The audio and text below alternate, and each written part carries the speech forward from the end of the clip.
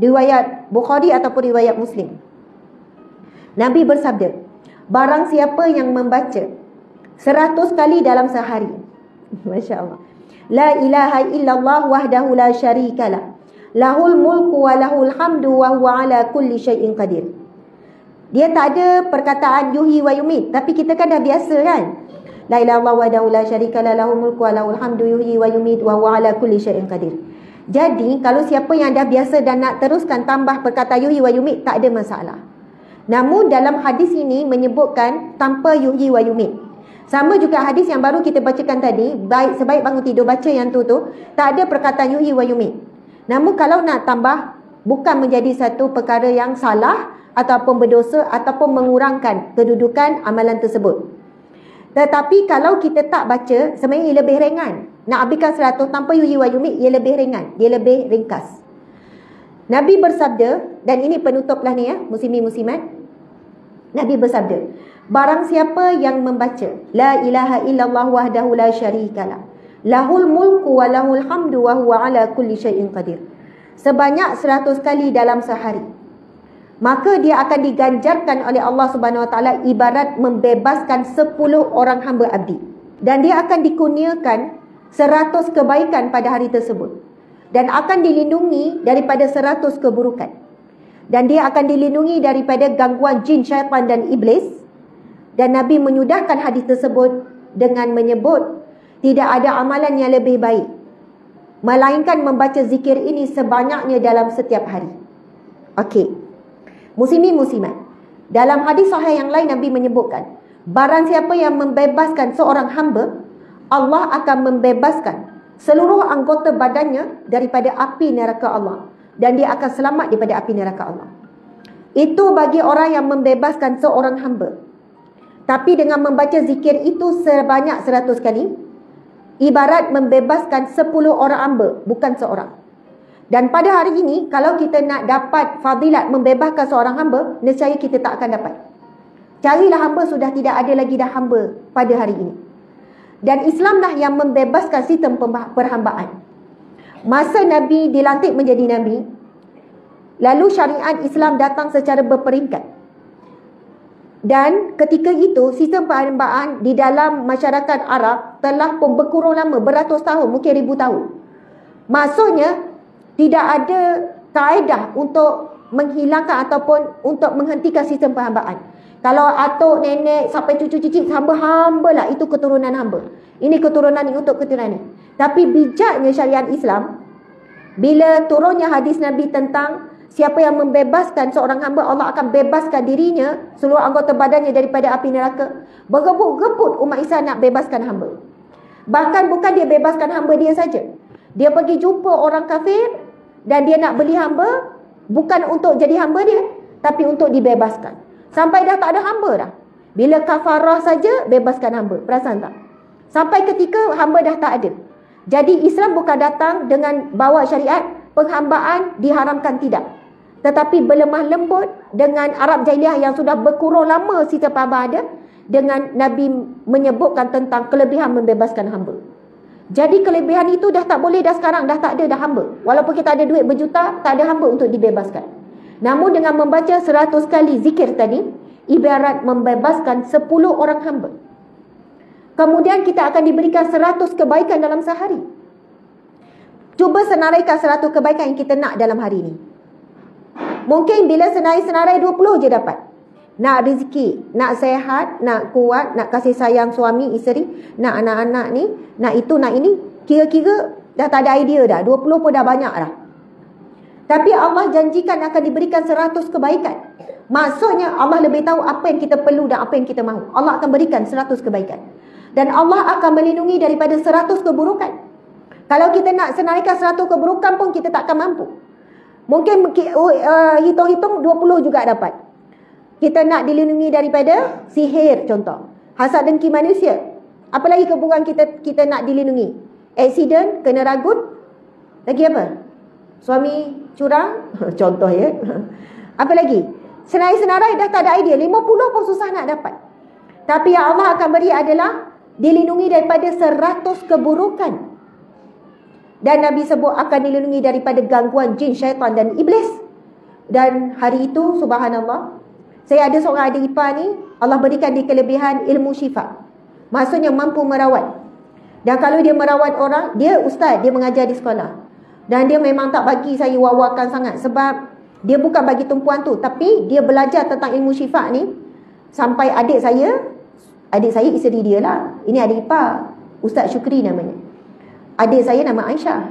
Kan? Saya Asma. Aisyah dengan Asma ni adik-beradik, betul tak? Jadi adik saya cerita, dia ceritalah pasal suami dia, iaitu adik ipar saya. Dia kata punya dia bersungguh belajar pasal ilmu syifa ni. Dia beli kitab-kitab yang dia order daripada India, order daripada negara Arab. Dia gabung-gabung semua. Satu hari dia datang kat rumah saya kan. Adik ipar datang. Lepas tu dia tak tahu pun yang saya ni buat amalan baca zikir ni pagi-pagi berjemaah secara live ni. Buat 1 kali setiap pagi. Lepas tu saya tanya, saya kata apa amalan yang paling kuat ya, untuk dihindari daripada hasad dengki manusia sampai peringkat orang nak hantar sihir, mungkin santau, mungkin penyakit ain. Spontan dia jawab, yang paling kuat zikir la ilaha illallah wahdahu la syarikalah lahul mulku wa lahul hamdu wa huwa ala kulli syai'in qadir, baca 1 kali. Saya kata, ya Allah, Syukri tahu tak Kak Asma? Bahasa adik ipar kan. Kak Mak buat tu pagi-pagi. Oh, tak tahu Kak Mak, tak tahu. Moleklah Kak Mak, saya barkan. Sebab dalam banyak kitab-kitab bab tib ni, perubatan Islam ni, dalam bab untuk perisai dan pelindung daripada gangguan syaitan. Sebab sihir ini dijayakan oleh syaitan, dijayakan oleh jin. Kan, dengan bacaan mantra, diseru, diminta pertolongan oleh manusia yang menjayakan. Kan, sampai orang itu jadi mudarat, sakit, sampai mati. Kalau santau boleh sampai mati.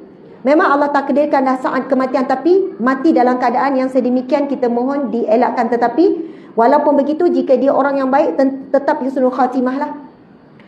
Dia spontan jawab begitu. Dia kata itu yang paling kuat. Antara disebut oleh ramai alim ulama yang mahir dalam bidang ni, itu zikir yang sangat kuat.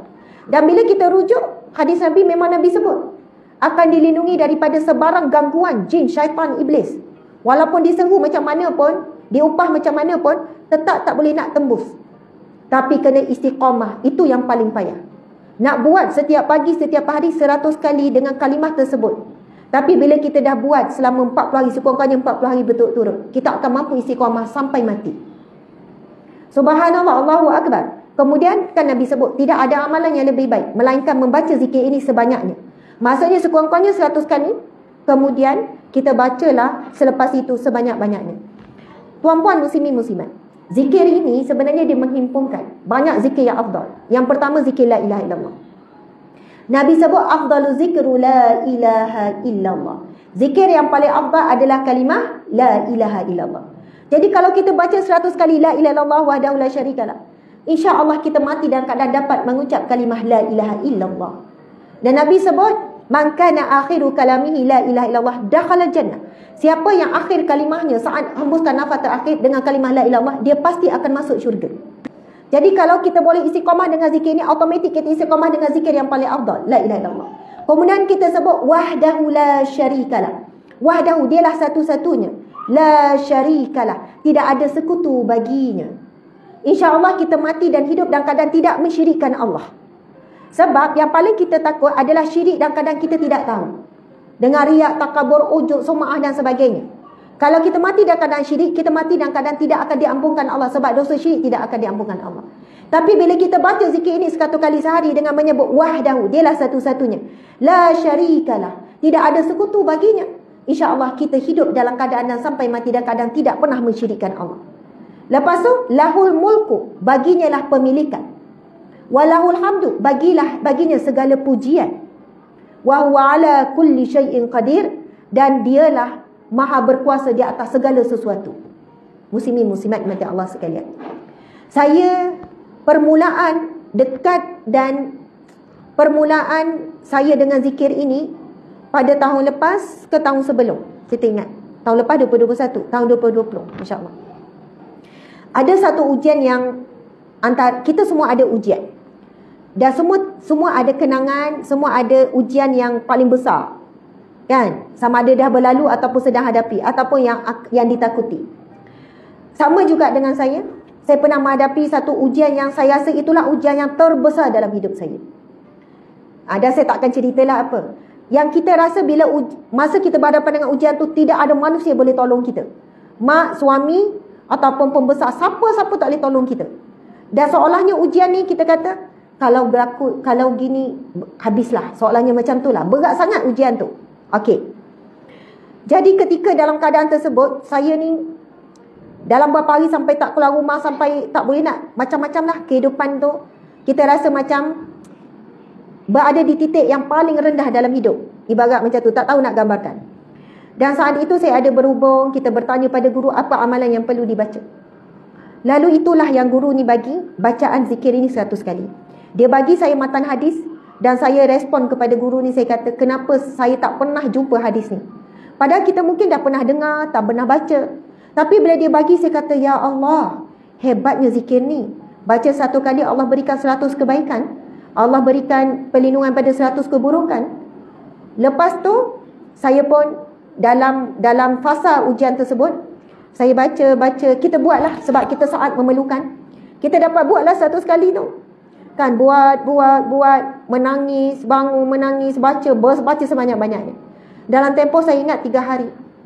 Allah berikan pertolongan daripada sumber yang tak disangka-sangka. Dan tak terfikir-fikir begitu caranya Allah nak membantu.